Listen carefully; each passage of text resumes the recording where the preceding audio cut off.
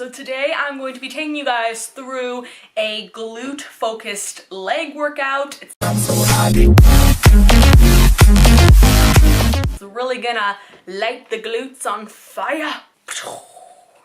That's your glutes just going up in flames. So yeah, I try to organize the supersets so it's a workout that can be done in any gym. Cause like, I don't know about you guys, but you know when you like do a workout and it works really well in one gym and then you try it in another gym and it just like doesn't work because like there'll be supersets and like the machines are really far apart and then you go to one machine and then you go back to the other one and it's gone. So yeah, I created this workout with that in mind. So every single superset can be done in one spot. So you do not have to have your workout destroyed. No, that's a little bit dramatic. I used to be like devastated if like my superset got ruined. Nowadays, I'm just like, I'm just gonna throw something else in there. Like I wouldn't show that I was destroyed, but inside I was destroyed. But yeah, so if you are like that, you will not be mentally destroyed. This is not gonna be a problem in this workout. So yes, without further ado, let's get to the workout. So as usual, I'm starting out with the glute activation circuit. First, I'm doing a duck walk type of move. So you're taking small steps and making sure to keep your weight in your heels and squeezing the glutes. Next, I do side lying leg raises to warm up the sides of the glutes. You want to make sure the movement is controlled. Don't let the resistance band let your leg bounce up and down and use momentum. Squeeze and control it. Last set, I'm doing banded frog pumps, which are very similar to glute bridges, but the bottoms of your feet are together, your elbows are driving into the floor, and you're keeping your head off of the floor.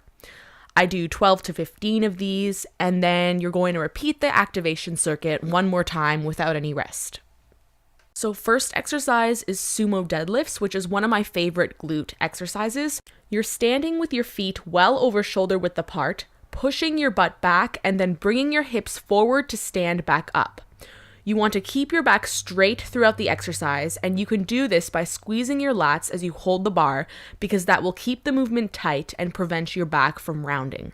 Next, I'm doing a superset on the Smith machine with lunges and Romanian deadlifts. For the lunges, I'm taking a step backwards and I try and take fairly long strides with my back leg in order to feel the exercise in my glutes more. As always, make sure you're squeezing your butt throughout, especially at the top. And then you can quickly change the weight for the deadlifts if necessary. I can definitely deadlift more than I can lunge, so I added another plate.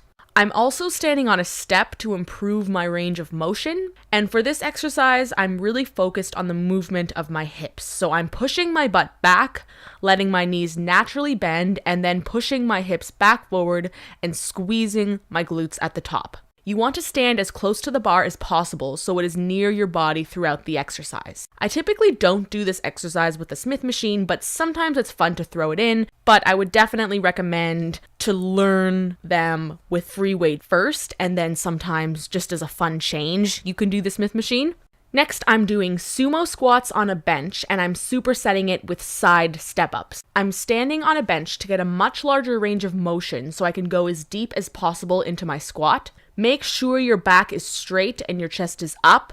Think about keeping your weight in your heels in order to feel the exercise in the right places.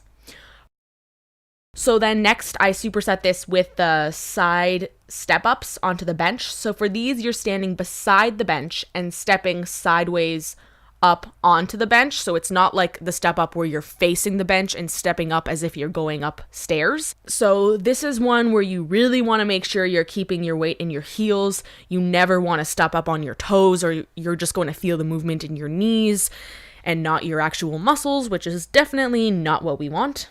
Okay, and next superset is single leg curls with hip thrust. So you'll notice my upper body is sitting upright. I'm not leaning my chest and head down onto the machine. So doing this pushes your hips into the machine, which further isolates your hamstrings because you can't lift up your butt to cheat as the exercise gets more challenging. You also want to keep your toes pointed so you don't start feeling this in your calves. Now for the hip thrusts, I am doing it on the leg curl.